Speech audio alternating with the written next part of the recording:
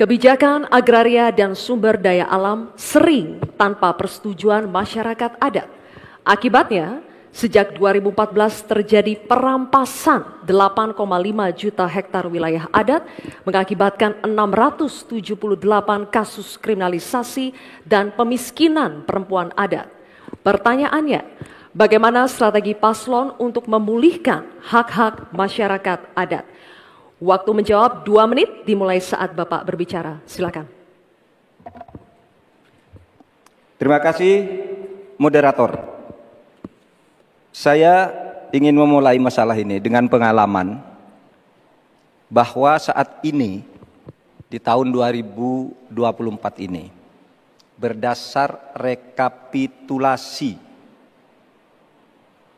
yang dibuat oleh Kemenko Polhukam dari 10.000 pengaduan, itu 2.587 adalah kasus tanah adat. Jadi ini memang masalah besar di negeri ini. Ada orang yang mengatakan, aturannya kan sudah ada, tinggal laksanakan, enggak semudah itu. Justru ini aparatnya yang tidak mau melaksanakan aturan. Akalnya banyak sekali. Itu 4 hari yang lalu ketika kami ketemu di KPK, saya ulangi. KPK mengatakan itu banyak tuh penguasaan tanah, izin-izin tambang. Wah, sudah dicabut nih. Saya nih pengalaman saya juga. Ada sudah dicabut oleh Mahkamah Agung. Tidak dilaksanakan sampai 1,5 tahun. IUP tadi yang dikatakan oleh Mas Gibran. Ada perintah dari Mahkamah Agung tuh IUP yang di sana dicabut, ini vonis sudah inkrah. 1,5 tahun tidak jalan. Ketika kita ngirim orang ke sana, petugasnya tiba-tiba dipindah. Yang baru ditanya, kami tidak tahu.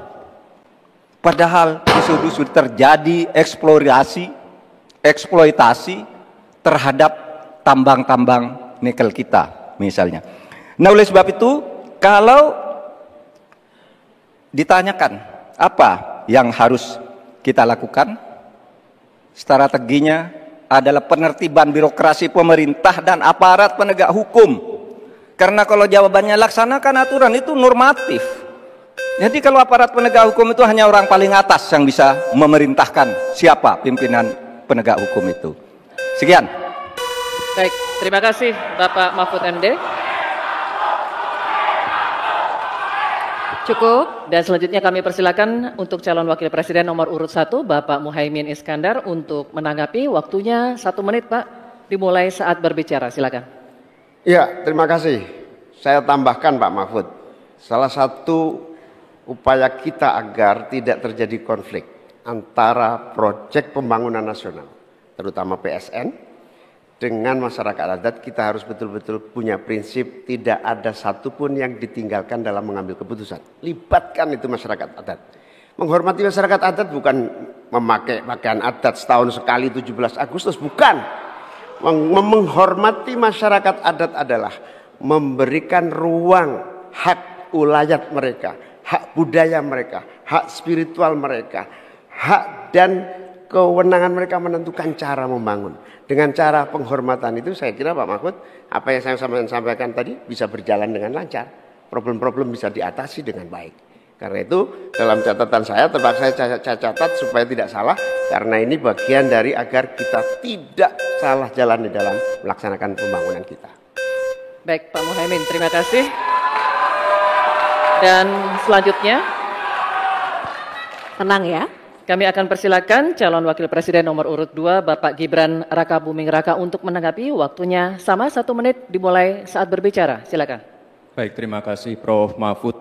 Sebagai seorang ahli hukum, Prof. Mahfud pasti paham bahwa RUU Masyarakat Hukum Adat ini masih kita usahakan untuk didorong. Sekarang juga sudah ada Perpres 28 tahun 2023. Ini sudah ada 1,5 juta hektar hutan adat yang sudah diakui. Memang kuncinya ke depan adalah kita harus perbanyak dialog dengan para tokoh adat, kepala-kepala adat, tokoh masyarakat setempat. Jadi jangan sampai ketika ada pembangunan yang masif ataupun ada PSN, jangan sampai masyarakat adat ini tersingkirkan. Justru harus dirangkul dan diberikan manfaat yang sebesar-besarnya terutama untuk masyarakat lokal, pengusaha lokal, UMKM lokal, dan termasuk masyarakat adat setempat. Terima kasih. Baik, masih ada waktunya Pak Gibran? Cukup? Oke, baik, terima kasih. Nanti ada waktunya Bapak Ibu. Kita lanjut dulu ya. Kita lanjut dulu. Bisa kita lanjutkan? Cukup Oke, ya. terima kasih ya. Kita lanjut Terima dulu. kasih. Kita akan kembali dulu ke Pak Mahfud MD, calon wakil presiden nomor urut 3 untuk merespon tanggapan dari calon wakil presiden nomor urut 1 dan 2 yang telah dikemukakan. Waktunya 1 menit Pak Mahfud. Ya, Silakan. Pak Mohaimin, di meja saya itu ada tumbler. Tulisannya no one left behind. Jangan ada satu pun yang tertinggal. Dan itu yang saya lakukan. Kalau Bapak tadi katakan jangan ada yang tertinggal dong. Semua dilipat. Itu yang tadi saya putuskan ketika saya membatalkan 14 pasal Undang-Undang Wilayah Pesisir, justru karena di situ masyarakat adat tidak pernah dilibatkan. Sehingga mereka coba. Sekarang ini masyarakat adat yang ada di hutan-hutan di Kalimantan Timur itu 20.000 orang tidak bisa memilih karena tidak punya KTP. Kenapa tidak punya KTP? Karena katanya dia menghuni hutan negara. Kalau hutan negara tidak boleh ada penduduk di situ, padahal dia sudah puluhan tahun di situ. Nah, tentang RUU Hukum Masyarakat Hukum Adat, sudah masuk di dalam program kami, divisi kami. Memang itu sesudah sejak 2014 tidak jalan, akan kita jalankan. Terima kasih. Baik, Pak Mahfud, terima kasih. Oke. Download Tribun X sekarang. Menghadirkan lokal menjadi Indonesia.